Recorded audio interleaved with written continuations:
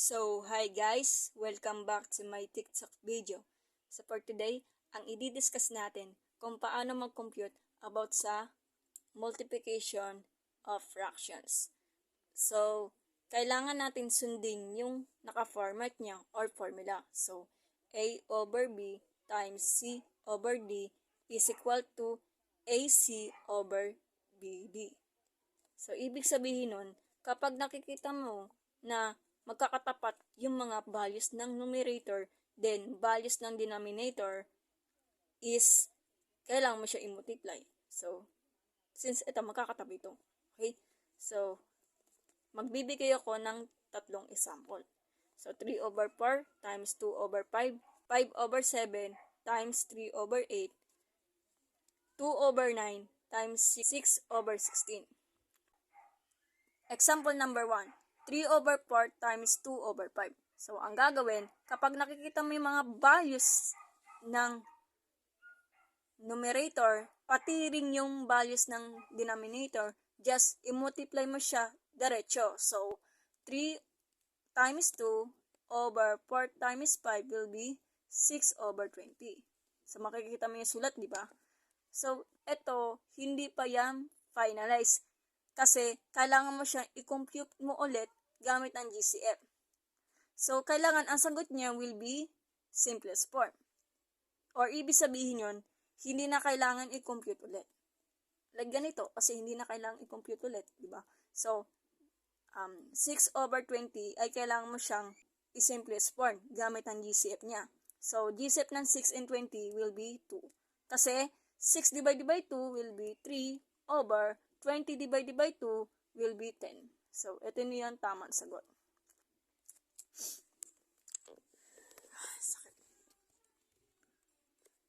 Example number 2.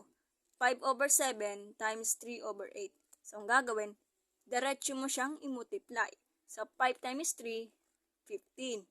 Over 7 times 8 will be 56. So, ito, medyo mahirap lang siya i-divide. So, medyo mahirap ang GCF niya. Ang GCF niya will be 1 na lang. So, ito, finalize na to. Okay? So, example number 3. 2 over 9 times 6 over 16. So, diretso i-multiply. So, napakadali lang yan. So, 2 times 6 will be 12. Then, 9 times 16 will be 144. So, hindi pa yan finalize yan. So, kailangan mo siyang i-simplify ulit gamit ang GCF niya. So, ang GCF ng 12 and 144 will be 12. Kasi, 12 divided by 12, 1 over 144 divided by 12 will be 12. So, ito yung magiging final answer. So, kung gusto nyo na mas mabilisan pagkukompute, so, gamitin na natin yung cancellation method. So, dito muna tayo So, yan.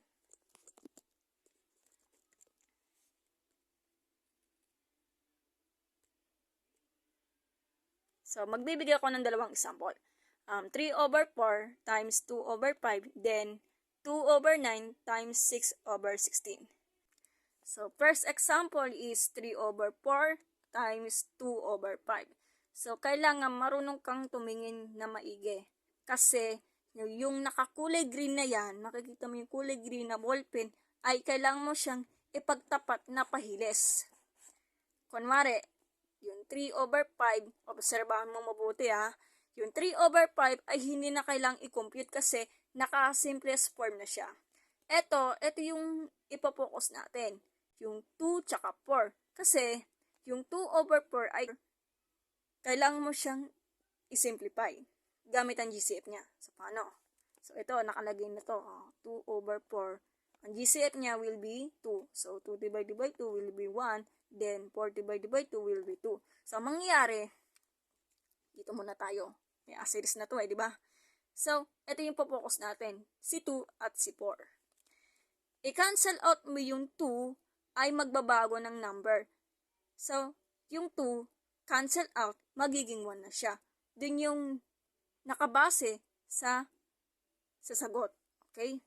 Then, yung 4, cancel out ng 4, yung 4, babaguhin niya, magiging 2 na siya. So, ito na yung nakalagay. So, ito, hindi na to ika-cancel out kasi naka-simplest form na yun So, diretso multiply na siya. So, 3 times 1 will be 3.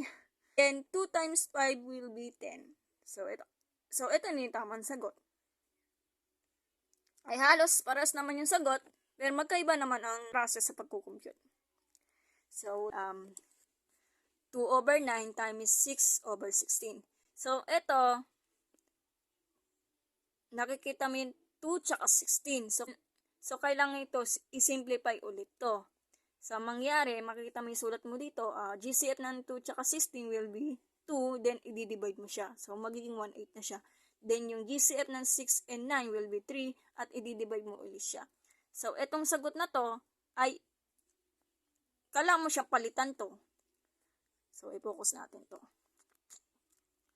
So, unahin mo na si 2 tsaka 16. Kasi, magkakatapat yung mga values niya. Yung 2 tsaka 16 ay kailangan natin i-cancel out yan. So, di ba yung 2, cancel out, magiging 1. Kasi, ito yung sagot niya. Then, yung 16, cancel out, magiging 8 na siya. Then, yung 6, cancel out, magiging 2 na siya. Then, yung 9, cancel out, magiging 3 na siya. Ang mangyayari, diretso multiply na siya. So, 1 times 2 will be 2. Then, 3 times 8 will be 24. So, akala mo lang na ito yung magiging final answer niya. So, hindi. So, kailangan mo siya i-simplify ulit gamit ang GCF niya. So, GCF ng 2 tsaka 24 will be 2. Kasi 2 divided by 2 is 1.